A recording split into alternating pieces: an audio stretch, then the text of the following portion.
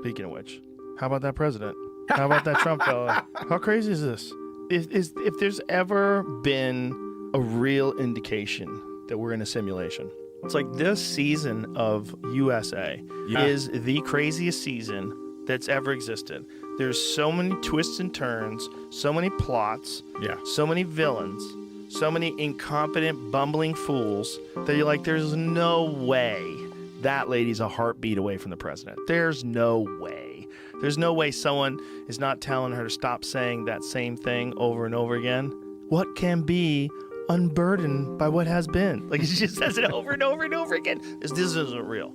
This is writing. Someone wrote this. It seems like a script. When a president that is giving a speech gets shot in the ear and then stands up and goes full John Bender at the end of Breakfast Club. Bro, he pumps his fist in the air. That was a crazy and shit. Says, fight, fight, fight. And when the fucking guy who's the photographer is a wizard, that guy who got that photograph, find out his name, because this guy's award-winning photographer. With the flag above it? Yes. Yeah. And the angle that he got it, like where he was standing when he took the photo. It's one of the most iconic photos of all time. He had a GoPro on it while he was doing it. So wow. Move in position to take it. Wow. That's nuts, man. That's nuts. So you could see as the bullets start flying, this fucking dude doesn't even duck. He's still got his camera out. He's right behind Trump, and he's just got his camera out. That is so gangster. I mean, you want to talk about getting a shot no matter what? He's running around. There could be bullets flying his way. I would think you're holding up something black in your hand that's pointed at the person. You fucking should get shot. I mean, the Trump story is right out of a movie. And I'm hoping it's not a Stephen King movie. Came out while we've been recording. Secret Service ramped up security after receiving intel of an Iranian plot to assassinate Trump. No known connection to shooting. Oh, they ramped that up, and so they ignored the roof 150 yards away? Yeah, it's just so many things where you just go, what the fuck? What the fuck, dude? Yeah. All of it. All of it. And there's so much of it that seems fake, like the female Secret Service agent that can't holster her weapon. Have you seen this? She's like moving around all erratically, and she tries to holster her weapon. She can't get it in there, and she can't figure out how to put it in there. And she stops for a minute, and she tries back to do it again. And it looks so fake. Is she an actress? No, it looks like an actress, though. Okay. It looks like if you were going to have a bumbling person in a movie, like almost like a comedy of errors or a Coen Brothers movie about an assassination attempt on a president. You have this lady, look here, watch what her gun, look, she gets her gun out, she tried to put it in there, she couldn't do it, and she's thinking about putting it back in there, she finally gets it in there, like the whole thing, it's like, look at her fumbling around. The whole thing is crazy, they're erratic movements, no one knows exactly what to do, it seems fake. Yeah, that's an audition I could nail. Yeah, it seems like, okay, now you're panicking, you don't know what the fuck is going on, you really shouldn't be here, go. You're like, where do I put my gun? Like it does, you want Secret Service cool, calm, collected, you know, high ready with the gun, scanning the area, looking left and right. Yep. You want them like swift, decisive movements. You don't want to see any of this fucking squirrely trying to put the gun back in. It seems. When you see the Reagan shot, it is just a bunch of people moving as one. Dive on him. They dive on him. Yeah. Bang, dive on him. This seemed, it almost seems like as this simulation gets further and further along, it gets more and more insane.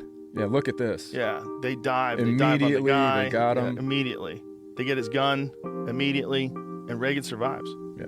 Which is also crazy. The Trump one is just so nuts, too. Like, if he turns his head at the last second and the bullet grazes his ears, if he didn't, it hits the back of his head, and he's dead, and then we fall into chaos, and who knows what the fuck happens. Big chaos. And then people think that the Biden administration had Trump killed, and then there's these questions like, how the fuck does this 20-year-old kid climb on that roof 150 yards away and no one sees him? Well, that one guy was pointing at him the whole time. Yes. He's like pointing to he's right there. And they're yelling, he's got a gun.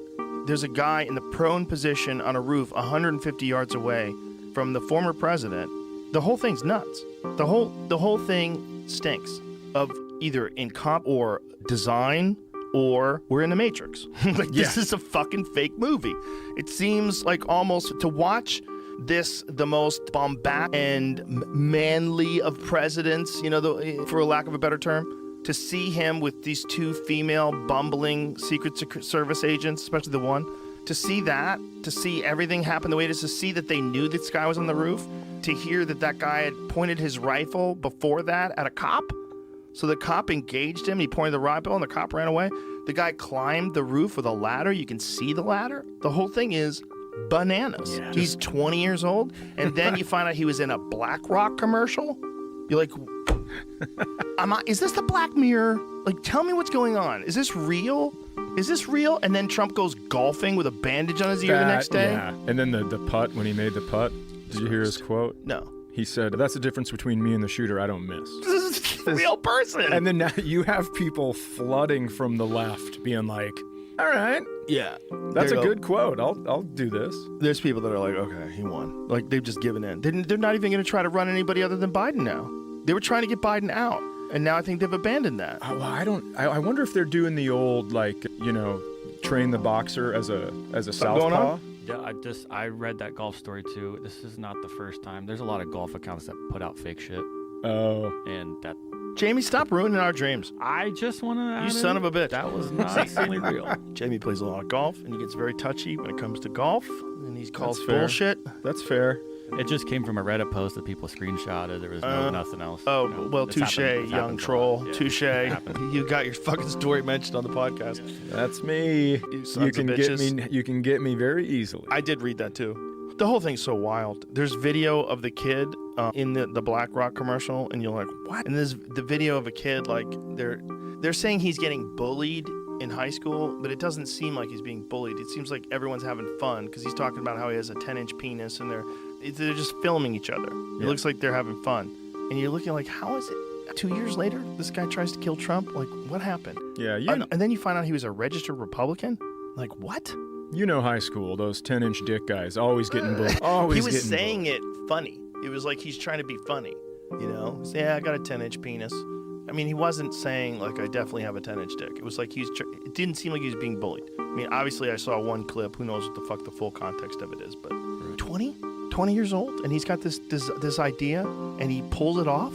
He actually gets a shot off and nicks him, and then they kill him.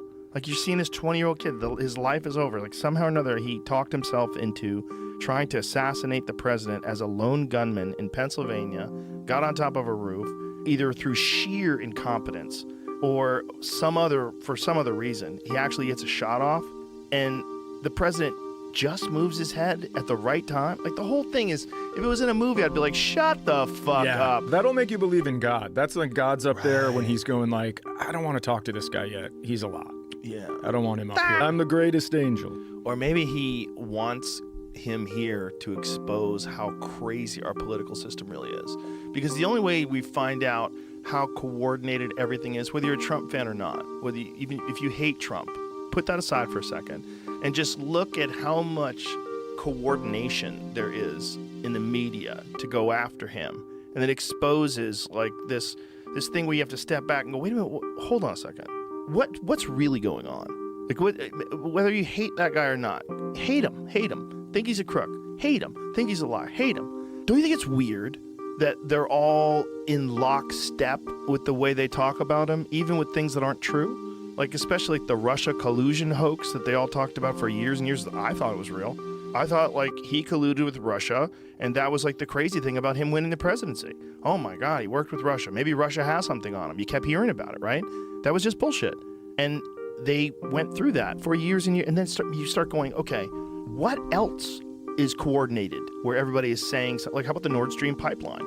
Seymour Hersh says, we blew it up. Like, esteemed journalist is like, no matter what they say, I am telling you, this was our doing. We blew this up.